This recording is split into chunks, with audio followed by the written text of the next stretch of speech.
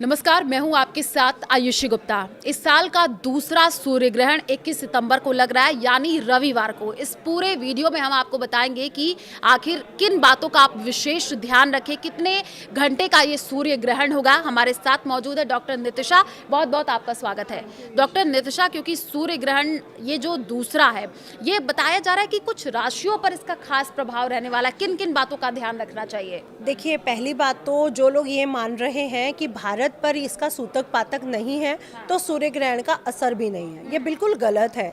आयुषी जी, ब्रह्मांड में कोई भी अगर घटना रचित हो रही है तो उसका असर मानव जीवन पर, जनजीवन पर, जीव जंतुओं पर पड़ेगा ही पड़ेगा, ब्रह्म सृष्टि पर पड़ेगा ही पड़ेगा।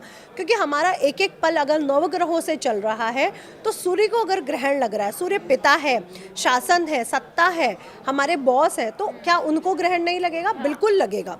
तो जो लोग ये मान रहे हैं कि सूर्य ग्रहण का असर हम पर नहीं पड़ेगा, ये बिल्कुल गलत है। सूर्य ग्रहण का असर पूरे मानव जीवन पर पड़ेगा ही पड़ेगा, चाहे वो यहाँ लगे या ना लगे। लेकिन मैं आपको डरा नहीं रही हूँ। अगर आपकी कुंडली में सूर्य ग्रह कमज़ोर है तो असर ज़्यादा देखने को मिलेगा, और अगर सूर्य ग्रह कमज़ोर नहीं है तो असर देखने को कम मिलेगा। दूसरा, ये उत्तराषाढ़ा नक्षत्र में कन्या राशि में लगने जा रहा है और 21 सितंबर की मध्य रात्रि 11 बज के शुरू हो रहा है और 23:23 पे समाप्त हो रहा है। 1:11 पर ये पीक पे रहेगा, बिल्कुल अपनी उच्च सीमा पर रहेगा। रात का समय रात्रि काल होने के कारण देखिए उसकी ऊष्मा हम तक नहीं पहुंचेगी, इसलिए हम लोग सेफ है भारतवासी। लेकिन ऑस्ट्रेलिया, न्यूजीलैंड, नाइजीरिया, फिजी, यहाँ पर ये देखने को मिलेगा ही मिलेगा।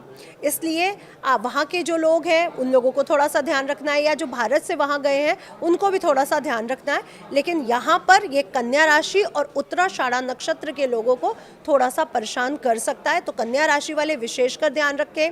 उत्तराषाढ़ा नक्षत्र में जिन्होंने जन्म लिया है वो भी ध्यान रखें, और हस्त नक्षत्र वाले, क्योंकि फॉलोड बाय हस्त नक्षत्र को ही आगे बढ़ रहे हैं, इसलिए हस्त नक्षत्र वाले भी अपना थोड़ा सा ध्यान रखें। और इसमें सिंह राशि को भी मैं जोड़ना चाहूँगी, क्योंकि सिंह राशि के स्वामी है सूर्य देवता, तो सिंह राशि के जातक भी अपना ध्यान रखें। इस समय धन से संबंधित इनको कष्ट आ सकता है। कन्या राशि का स्वास्थ्य गड़बड़ रह सकता है, रिश्ते कमजोर हो सकते हैं। और तुला राशि की अगर मैं बात करूं तो तुला राशि वाले भी इस समय व्यय करते हुए नजर आएंगे, और यात्राओं से भी आपको बचना है इस समय। और वृषभ राशि वालों को भी मैं कहूँगी इस समय कोई बड़ा डिसीजन मत लीजिए, नहीं तो आपको आकस्मिक कोई घाटा हो सकता है।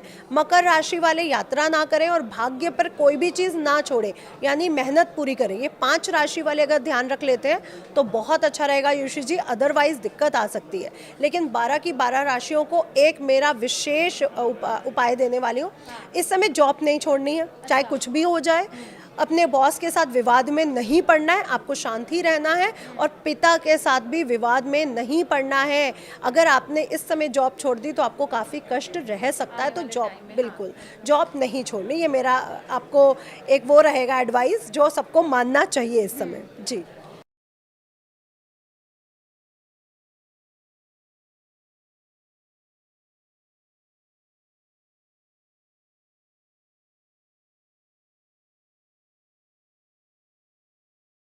जी, अब जैसे कि कई लोग कह रहे हैं कि भारत में तो है नहीं, तो हम क्यों करें पूजा पाठ, या हम क्यों ना सोएं। पहली बात तो मैं कहूँगी कहीं पर भी ग्रहण लग रहा है, अगर नव के नव ग्रह आपके जीवन में एक एक मिनट पर असर डाल रहे हैं, क्योंकि 1 मिनट चेंज हो जाता है तो कुंडली चेंज हो जाती है यूशी जी।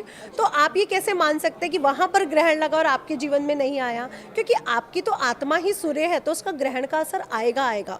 ऊर्जा है वो आपके जीवन पर असर डालेगी। इसलिए भारत में भी मैं कहूँगी प्लीज़ 11 से 3:30 बजे तक कृपया ना सोए। हाँ, जिनको सुबह जॉब पे जाना है, क्योंकि दूसरे दिन मंडे है, नवरात्रि की शुरुआत है, लेकिन जो लोग जाग सकते हैं वो जागे। और जैसे जो वृद्ध लोग हैं, बच्चे हैं, गर्भवती महिलाएं हैं, वो अगर सो जाते हैं तो कोई दिक्कत नहीं है। लेकिन अगर गर्भवती महिलाएं भी कोई जाप कर लें, कुछ सुन लें, तो उनके लिए बहुत अच्छा रहेगा। और गर्भवती महिलाओं के लिए ज़रूर कहना चाहूँगी, वैसे हमारे ग्रहण के समय कुछ खाने पीने की मनाही रहती है, लेकिन बुजुर्गों के लिए, बीमार लोगों के लिए, बच्चों के लिए और गर्भवती महिला महिलाओं के लिए कोई भी मनाही नहीं है। मतलब गर्भवती महिला बेसिकली क्या करे जरा बताइएगा सूर्य ग्रहण के तो समय? आप खा पी सकती हैं अच्छे से, कोई दिक्कत नहीं है, लेकिन हैवी डाइट मत लीजिएगा क्योंकि हमारी इम्यूनिटी भी कमज़ोर हो जाती है। तो हल्की डाइट लीजिए, खिचड़ी या फल का सेवन कर लीजिए। बस आपको जो ध्यान रखना है, अपने गर्भ पर चंदन का लेप ज़रूर लगाएं। तो अगर आप चंदन का लेप लगाते हैं, क्योंकि उस समय उसकी ऊर्जा नहीं आ रही, रोशनी हम तक नहीं पहुंच रही है, इसलिए डरने की बात नहीं है, लेकिन गर्भ पर कोई भी इसका बुरा प्रभाव ना डले, इसके लिए आप चंदन का लेप लगाएं। कोई भी चीज़ सिले नहीं, काटे नहीं, बंद नहीं करें, खोले नहीं, क्योंकि शार्प एलिमेंट जो ऑब्जेक्ट्स हैं वो हमें यूज़ करने के लिए मना किया जाता है। बॉडी को बांध के ना बैठे, यानी पैर पे पैर चढ़ाकर, हाथ जोड़कर ऐसे करके नहीं बैठना है। आपको बॉडी बिल्कुल फ्री छोड़ देनी है और टाइट कपड़े नहीं पहनने, बहुत ढीले कपड़े जिसमें नाड़ा टाइट ना हो या कोई भी चीज़ टाइट ना हो, ताकि बच्चा उलझन में ना आए।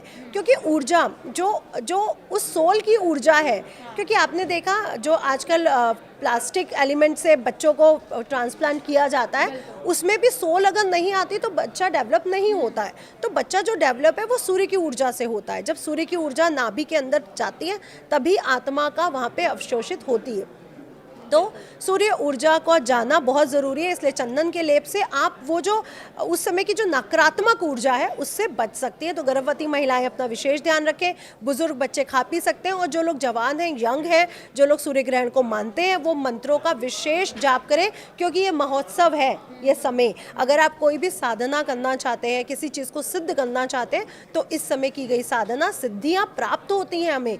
तो ये तो पोर्टल खुला हुआ है, और ये ऐसा पोर्टल है जहाँ पे देवी देवता सब सक्रिय हो जाते हैं, और राहु केतु के अक्षांश में ही जब सूर्य चंद्रमा आते हैं तो ग्रहण लगता है।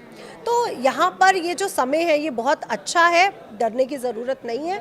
बस थोड़ा सा ध्यान रखा जाए, पिता से, बॉस से विवाद ना करें तो बहुत अच्छा चलने वाला है। बिल्कुल लड़ाई झगड़ा आप ना करें, थोड़ा शांत मन रखें और उस दिन पूजा पाठ करें, तो यानी कि आपका दिन अच्छा जाएगा। मैं एक चीज़ और जोड़ना चाहूँगी, ट्रैवलिंग के लिए भी है कि क्या इस दिन ट्रैवल करें या ना नहीं, करें? मैं ट्रैवलिंग के लिए मना करूंगी। ट्रैवल नहीं करना चाहिए लोगों को। अगर बहुत ज़रूरी है तो आप कर सकते हैं, हनुमान चालीसा पढ़ने के बाद, अदरवाइज ना करें। आज के दिन राम रक्षा स्तोत्र ज़रूर करें, गजेंद्र मोक्ष का पाठ करें, ओम सूर्याय नमः, गुरु मंत्र और कुल देवी का मंत्र। देखिए, सूर्य सत्ता है, इसलिए शासन से संबंधित, सरकार से संबंधित कोई ना कोई परेशानी हमें देखने को मिल सकती है। कोई बड़ा नेता बीमार हो जाए या पद छोड़ दे या कुछ बड़ी वो हो। अब देखिए, चाइना और इंडिया या पाकिस्तान इंडिया में भी कोई आतंकवादी हमला होने की संभावनाएं इस समय बन रही हैं, और पड़ोसी देश भी थोड़े से विचलित इस समय रह सकते हैं। जो भारत का पूर्वी क्षेत्र है वहाँ पे बहुत बड़ी दुर्घटना या बहुत बड़ा तूफान आने की संभावना भी बन रही है। कोई बहुत बड़ा सुनामी आ जाए, कोई जंगलों में कोई आग लग जाए, क्योंकि फायर एलिमेंट भी एक्टिवेट हो चुका है। तो इस समय कहीं कुल मिलाकर के मतलब कह सकते हैं कि जरूरी है ना तो आप ट्रैवल ना करें, यही। हाँ, कुछ आप ऐड करना चाहती थी? बस यही कि सरकार संबंधित कुछ घटना होने के चांसेस हैं, विचलित मत होइएगा, ध्यान रखिए अपना।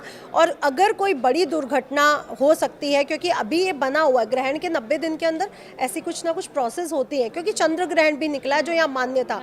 तो इस समय बहुत बड़ी दुर्घटना या आगजनी या फिर तूफान आने की संभावनाएं हैं। अगर आप भारत के पूर्वी क्षेत्रों में रह रहे हैं, सदर्न एरिया वाले जो हेमिस्फीयर में पार्ट में रह रहे हैं, तो थोड़ा सा अगर ध्यान रखें तो बहुत अच्छा रहेगा। कुल मिलाकर के आपको ध्यान देने की ज़रूरत है, अवॉइड करिए। अगर आप ट्रैवलिंग ना करें तो ज़्यादा अच्छा रहेगा, पूजा पाठ करिए उस दिन। तो जाहिर सी बात है, क्योंकि थोड़ा सा कंफ्यूजन लोग कह रहे हैं कि भारत में तो सूतक काल नहीं लग रहा है, तो हाँ कोई जी, असर सूतक नहीं पातक है। नहीं है, हाँ, लेकिन तो असर तो देखिए असर आयुषी तो जी थोड़ा होगा बहुत ही होगा, रहेगा ही। तो रहेगा आप ही इस रहेगा। बात का थोड़ा खास ख्याल रखिए। शुक्रिया डॉक्टर नितिशा हमारे साथ जुड़ने के लिए। नमस्कार।